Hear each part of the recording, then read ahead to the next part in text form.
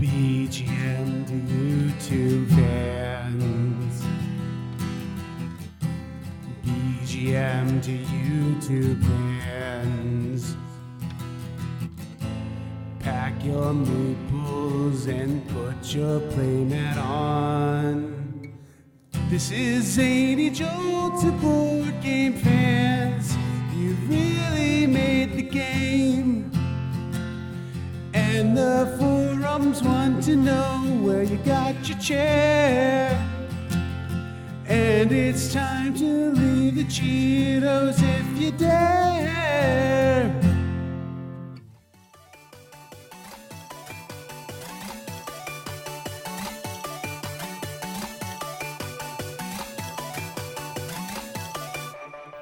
Let's take a look at Empty Space Explorers.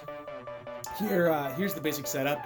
You're going to start out, there's a bunch of variable setups that you can do in the game, but the most basic one is the beginner game basically, is that you're going to take 28 of these cards, which we'll get into in a second, and place them into 4 rows like that. And then these cards with the special backing on them are exoplanets. And so the goal of this game really is to navigate to those exoplanets. We're going to put out this array of cards like this, noting the exoplanets go in the last row. This is the first row down here, and we're going to work our way through there to get to the exoplanets. We're going to give each player 4 of these cards. These cards remind me of Among the Stars a little bit. And then you're going to have a draw pile with 2 cards face up. Then we're going to go ahead and each player is going to flip over a pair of just random cards, whatever ones they want. And I'm going to go ahead and just simulate a 2-player game. So there'd be some things flipped over at the beginning of the game. So that's the setup of the game. Pretty simple. It's ready to go really quickly. Now let's get right into the gameplay of this. So I'm going to go ahead and just show you like maybe a 2-handed game of this just pretty quickly here.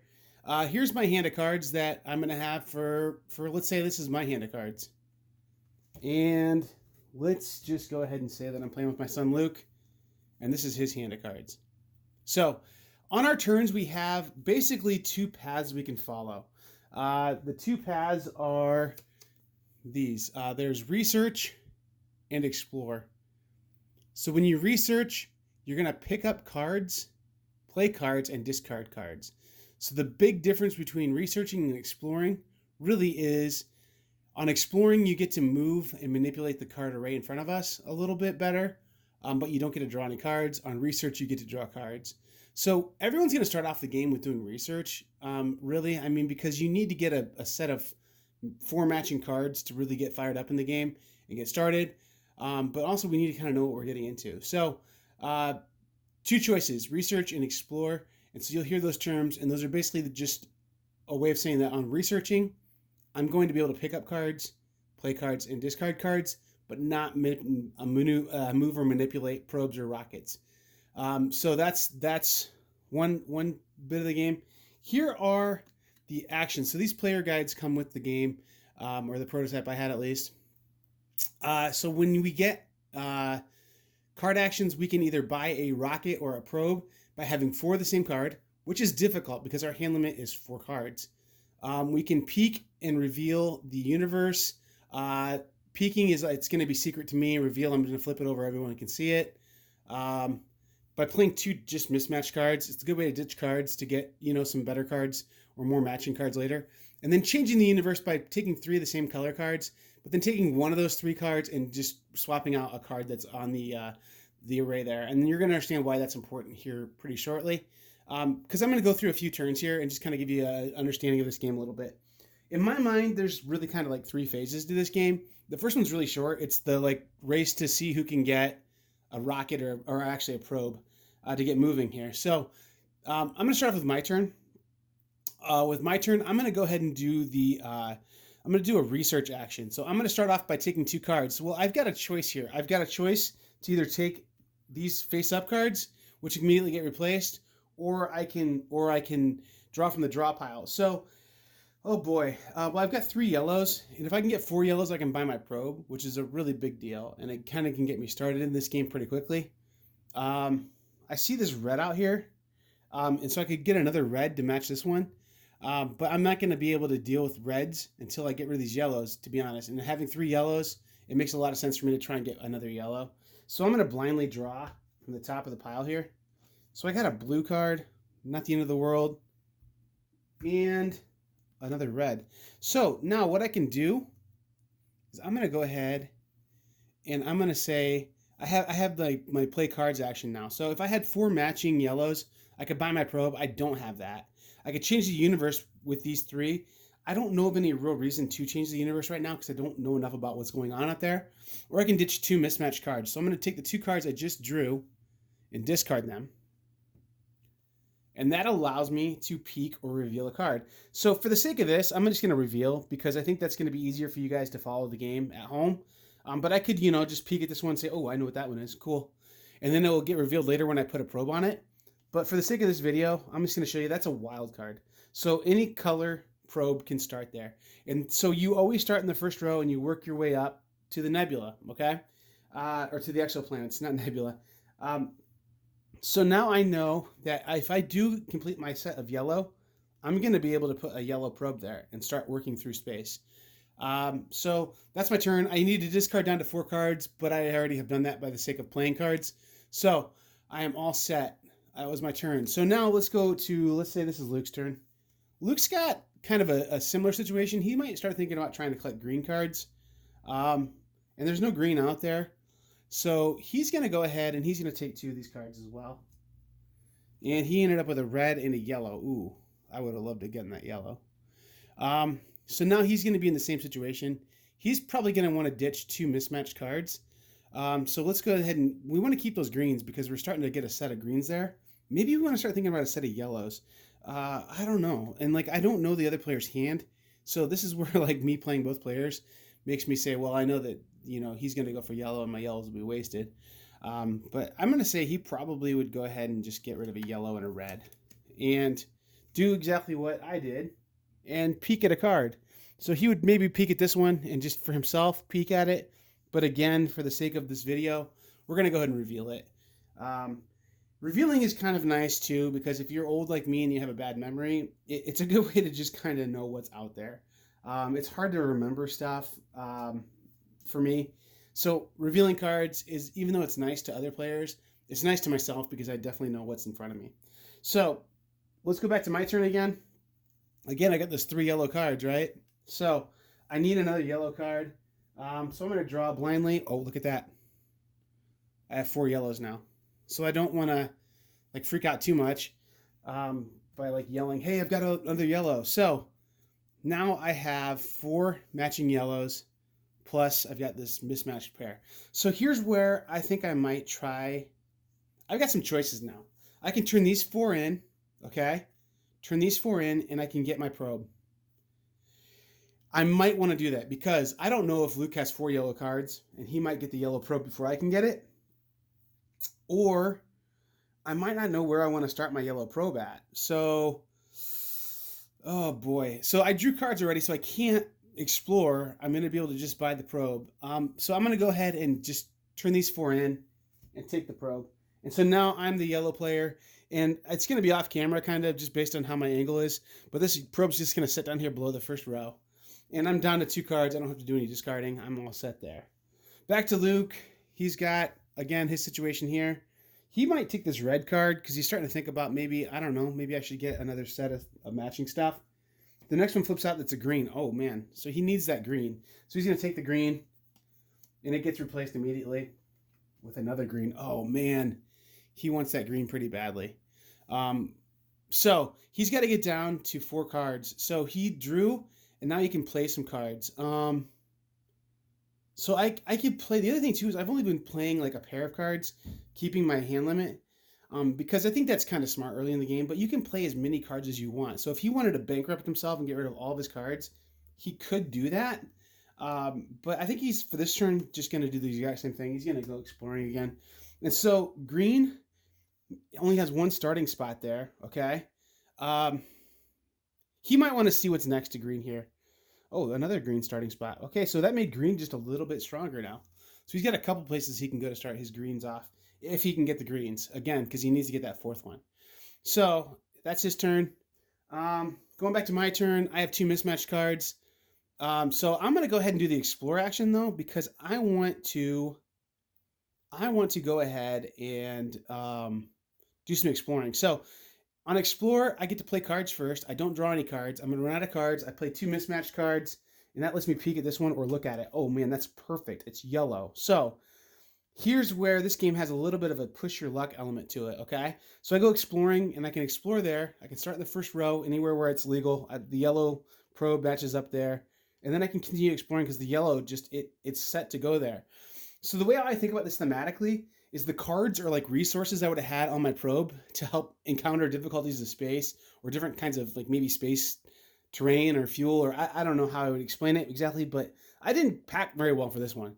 So when I go exploring, the way how this works is as long as the colors are matching up, I'm good. My probe can keep navigating through space and mapping space for me. So the probe's really kind of mapping space for me, whereas the rocket's going to be what actually transports me to like an exoplanet. So I can go ahead and go up to this card or go here. I can move up yet, but what's going to happen is if I can't satisfy the needs of the card, then I'm going to basically destroy my probe. So what I need to do is decide, is it okay to destroy my probe? Yeah, because it didn't cost me anything to get there. It's like I didn't have to pay any cards to get there. So I might as well push my luck on this one and go to the next one. Oh, look at that. How cool is that? And then I know there's a yellow right there as well. So even though there is a yellow there, I can't move diagonally to it. I have to go one of these 2 directions. This is where I really wish I had some cards. So that way if I encounter something ahead of me that I can't, man, I could be all the way up to there. But you know what? These are still yellow cards, and I don't have to play anything with my yellow probe to get through that passage of space there. So I'm going to go ahead and push my luck and go up one more. It flips. It's a blue, which is really unfortunate for me because I'm not equipped to face a blue. Now, if I had a blue card in my hand, I could discard the blue card and continue going. And then here's another yellow. And look how far out I am now. I'm getting so close to those exoplanets up there. So I am not ready to face that, so my probe gets destroyed, and I have to start over. And that's fine because look at all that path I revealed. I set myself up really, really well to have a nice band of movement there. And I've got a couple choices here. I can either wait to get a blue card and navigate through that to keep pushing through space, or if, remember, I get 3 of a kind, I can change one of these cards. So I could change that to a yellow card if I get 3 yellows, and then I've got a nice highway through the space that I can always have available to me, and it's always ready to go. So pretty neat. Let's get back to Luke's turn. Luke's got, the 3 of a kind, so he could say, you know what? I don't like he's got that big path going there, so I'm going to change this yellow card out to a green card. So he gets rid of these 3 greens and puts a green there instead. And now I'm blocked. I have to get green cards to start moving through space. And he might do that, but I think based on the kind of player Luke is, Luke's going to worry more about his own building rather than trying to block me. So he sees this green card here and he draws it. So now he's got 4 of a kind green. This gets replaced immediately and he gets to draw another card. Oh man, look at that. A wild card. He'd better take that. So for playing cards, he's going to go ahead and play these 4 greens to become the green player now. Now he can't start there. He can't start moving because he drew cards. He's doing research this time. He's not exploring. He needs to discard down to 4 cards. Well, he's down to 2. He's in really good shape there. Well, as much as I want to continue exploring and getting up to those exoplanets, I really need to get more cards. So I need to do a research action.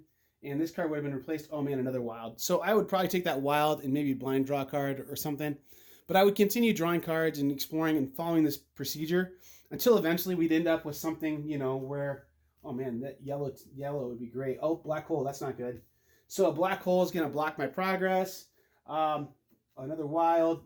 I would be flipping these over by doing explore actions where I would get up to where I'd bonk out and I'd have to start over. But maybe Luke's eventually going to get into the game too with this as well. And he's starting to do some stuff.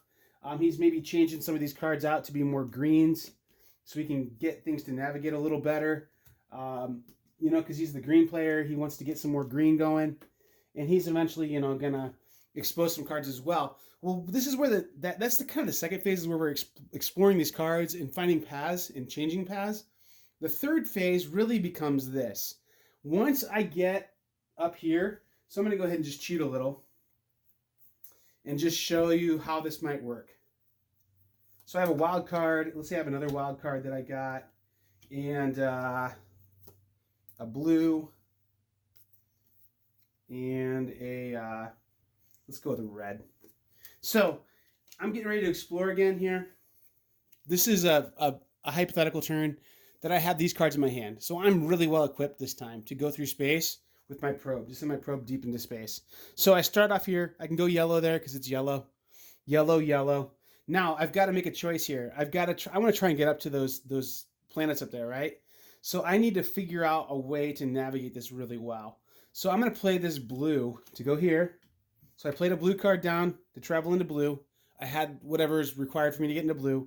Yellow, yellow. Now I've got a red here, okay? So I've got red, wild, and red I've got in front of me. So I'm really in good shape because I have a couple of wild cards and a red. So I might as well ditch the red because it matches.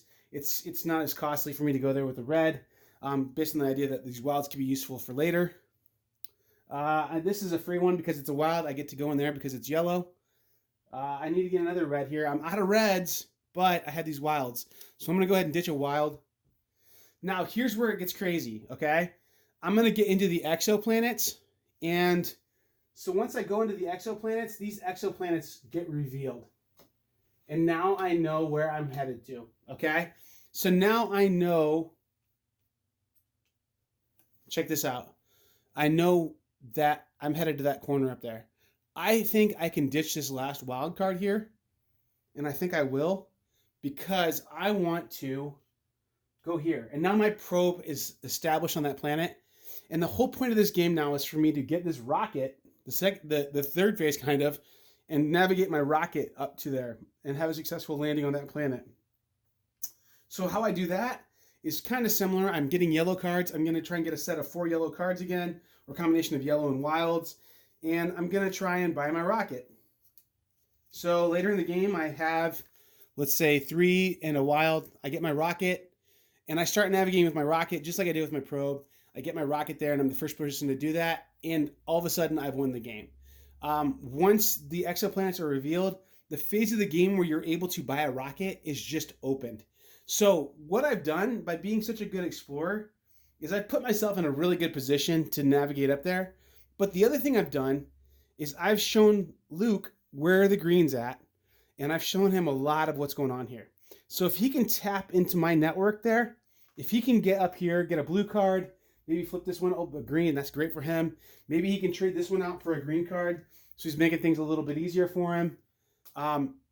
He's able to eventually get up there, and if he can get his probe and his rocket to the green before I do, he wins the game. So it's really neat. The thing I really like about this game that you don't totally notice just on an explanation, but when you play it, is that the cards always have such good use. So typically, if you are able to navigate green for free, then you aren't burning green cards in order to navigate through space. But I'm going to start stockpiling green cards and be able to change out some of these other cards so that way it becomes cheaper for me to travel through space. So a really neat game. So that's Empty Space Explorers. This one's coming to Kickstarter in a few days. I would say it's worth checking out probably. It's a really neat game. When I get sent prototypes, usually they're really a labor of love, but they aren't highest quality components. And the gameplay sometimes has some real ambiguous rules or things that are just, they don't seem like they're going to be a good mechanic in a game. And this one, however, is just really complete, and it's really a good game. I like Ticket to Ride quite a bit. It's been a perennial in my top 100 games. This game has that kind of like action selection thing that you feel in Ticket to Ride and like route building almost, but it's done totally in a different way. So I like it quite a bit. I guess we'll just get right into the things that I think are pretty cool about this game. Some highlights about this game include that the art in this game is really good. And this is just in a prototype. So the card quality was excellent in the prototype I played. The images on the cards were excellent. And it's cool. They figured out a way to make it feel like you're really traveling through space. They could have just done, random rocket colored cards, and it would have been pretty boring. It would have worked, but it would have been pretty boring. The fact that they put those pieces of art on the cards really makes it feel like you're traveling through space and exploring. So this is about as light of a space game as you're going to feel, that like I'm going through space kind of thing. And so because of that, like it's able to be played with about anyone. The appeal of this is going to be anybody in the family can play this game. So it can be explained fairly easily. It has a little bit of meanness in it with those black holes and how you can change space up a little bit. But it's not super complex, and it's going to hit the table a lot. And it's pretty short gameplay. I think you can get this game done really consistently in 30 minutes, even with maybe 3 players, if you know what you're doing. So it's in that filler category. It's not going to be a game that's going to take forever to play. This might be like an after dinner game. You know what I mean? Like where you have dinner at the table. Maybe you pull this one out real quick and play it a round of it, once you're done with dinner or something. The theme is really fun. I really like space exploration. I like space games in general. And this one, I think the theme does come through, but it's not like a heavy scientific bog of it coming through. It's just kind of a nice little lighter feel of, hey, we're going to go travel through space and explore. And that theme is really fun right now with us being in a new era of space exploration where it's kind of going private with SpaceX and these different things. It kind of feels like you're a private space explorer. So I kind of like that a lot. In this game, I think I've touched on this a little bit. It feels familiar, but it's definitely different. So the set collection idea and the taking one of your choices of like turn kind of things, taking cards, cycling cards through, it does feel a little like Ticket to Ride in its core mechanic a little bit, or other set collection games like that, but this game is really done differently. I feel like this game is familiar, so if you've played those games, it's going to feel like, okay, this is a good old song that I've heard, but it's a remix of it. You know what I mean? So I really like that it's unique enough that it doesn't feel like a ripoff, but it's familiar enough that it's going to catch on with people who know some basic game mechanics pretty quickly. It's a nice spin on it. The other thing too is I think honestly, this would be an awesome game for traveling with, because the copy I have is really compact. It can fit into a suitcase super easily, and I feel like this is going to itch some of the same scratch some of the same itch that like maybe playing Ticket to Ride seriously would have. So I think that if I were going to bring a game with me somewhere, this would be a really a strong candidate at this point. Honest to goodness, because I just really enjoy this game and it's so nice and compact. But the gameplay doesn't feel like a compact, like filler game too, in a way. It feels like you're playing a full set collection kind of game. So, I don't know. I really like it. I think you guys picked up on that. So let's get some numbers on this. So right off the bat, accessibility, most anyone's going to be able to play this game. It's not very complex. This is a most to even maybe all people could play this. There's not much language dependence in this game. Really none, except for maybe those player aid cards that would matter. So most anyone could play this game. I personally would put this game at like maybe ages 8+ for kids that have played any kind of games. I think it's a game that's going to be able to be played by most anybody. The theme, everybody loves this theme, I think, except for my co-host Jason, who doesn't like space games. But I think this theme's not going to offend anybody or put anybody off. And I think the table presence of the like nebula and all these cool pieces of art on the game are going to draw people in. So I think once this gets on the table presence and the theming is going to be attractive to most everyone. As far as the fun factor on this game, I give it a 4 out of 5. It's pretty fun. It's not like a zany laugh a minute kind of fun, but it's a kind of neat, like feel like you're building kind of fun. So I give it a pretty strong marking on this. A 5 out of 5 fun game is pretty rare. And so for a 4 out of 5 to be my rating on that is pretty strong. I really do like this game and it feels pretty fun. The replayability, at this point I'm giving it a 3 out of 5. The array is going to be different every time and there's variable setups, but the core mechanic is kind of the same. I would love to see, I don't know if it's possible or not, but maybe somehow you like draft a like slight rule breaking kind of thing. So like maybe you buy your rockets for 3. Maybe you're able to eliminate black holes or something cheaper. I don't know. Something that makes you like feel like you've got a special like kind of cheat game breaking power, that you're playing a slightly different variation of the rules every time. Maybe that's in the works. Maybe that could be something that happens, but the replayability is probably the weak point of this game. But that said, this game is perfectly fine replayability. It's above average at a 3 out of 5. And I think for what it is, a 30-minute get it out to the table and play it with your family kind of game, the replayability is perfectly fine. The design and art on this, I'm giving a 5 out of 5 because I mean, like most of the time prototypes when I get them, they aren't finished. They don't look great. This game looked like it was a professionally produced game, and it has fantastic art and graphic design on it. And I think it's only going to get better as they get through Kickstarter and things. So this is a game that I really think has a lot of potential to be something that is a big success. I think a lot of people are going to enjoy playing this game. It's just a neat, like, kind of push your luck, set collection kind of combination. Really like it. So where do I land in this game? Well, overall, I'm going to give it a rating of 4 out of 5, which is rock solid. That's a very good rating, and it makes it a Board Game Mechanics accepted game. So I would say go ahead. If this looks like something you'd enjoy, back it. It makes me feel like I want to go and explore space. So speaking of which, I think it's time to wrap my time up here and head back to space. So I've been Joel with the Board Game Mechanics and Keep Gaming, and I think it's time for me to...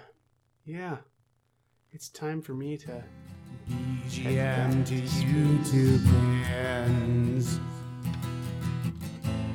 Pack your meeples and put your playmat on.